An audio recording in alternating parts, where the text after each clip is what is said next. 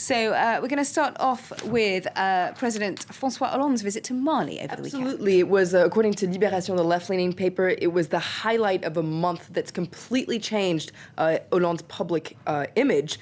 They say that January was the best month yet of his presidency. And you see François Hollande here drawn as a wind-up doll, and he's winding himself up on the cover of Libération there. Now, in their editorial, Libération pointed out that when Hollande was in Mali, he said, "This is the most important day of my political life." And Libération in their editorial says, well, his political life is going quite well. On top of the intervention in Mali that's being very welcomed here in France, there are all sorts of other successes that he can add to his list. For instance, Libération says that the gay marriage debate is going on quite well. On top of that, there was a deal that was struck between worker representatives and business owners on labor reforms. So Libération wonders, could this be the end of the hesitations and the faux pas that marked the beginning of his presidency? Could this be a new President Hollande that we're seeing right now? Okay, and even the right-leaning paper Le Figaro has admitted that Mali might be a turning point for President Hollande. That's right. It's very surprising for Le Figaro to be give compliments to François Hollande. They said that Mali was a turning point that improved his image. Hollande showed that he knew when to be in the right place at the crucial time. He showed himself to be a very strong president, so a very far cry from the beginning of his presidency when he really wanted to appear like Mr. Normal. But Le Figaro being the Figaro, they have to throw one punch at Hollande. They say that he's won the battle, but he hasn't won the war. And the big issue that he's going to have to deal with is the economy. And in fact, Libération also points out that the Élysée knows that this year, 2013, is going to be a very dangerous year, according to Libération, dangerous economically and socially, and therefore politically. And so, according to Libération, many of Hollande's advisors are keeping somewhat of a low profile. They love all the media attention that he's getting right now, but they're trying not to let it go to their heads or rub it in. Enjoy it while it lasts, nonetheless. But coming back to Le Figaro, because they have an interview with Joe Biden. That's right, Joe Biden. And there's a quote on the very front page of Libération. It says that U.S. supports France and Mali without any hesitation. You see a photo of Joe Biden there. So he's on this European tour.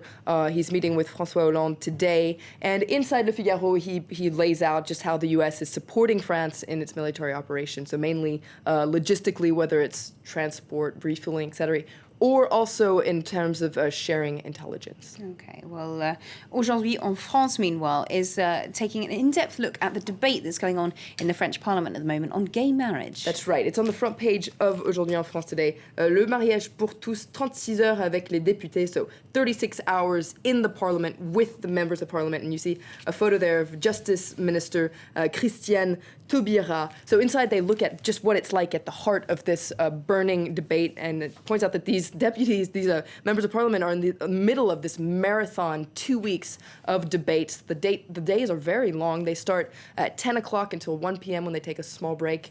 3 p.m. to 8 p.m., another break, and then 9:30 to 2 o'clock in the morning, so they're not getting very much sleep. Aujourd'hui en France takes a look at how they're coping, so a lot of them are drinking a lot of coffee. Everyone kind of has their own way to pass the time. One member of Parliament was caught shopping online, for instance. Aujourd'hui en France, awkward, exactly. Aujourd'hui en France points out another thing is that a lot of MPs are tweeting. They're tweeting a lot.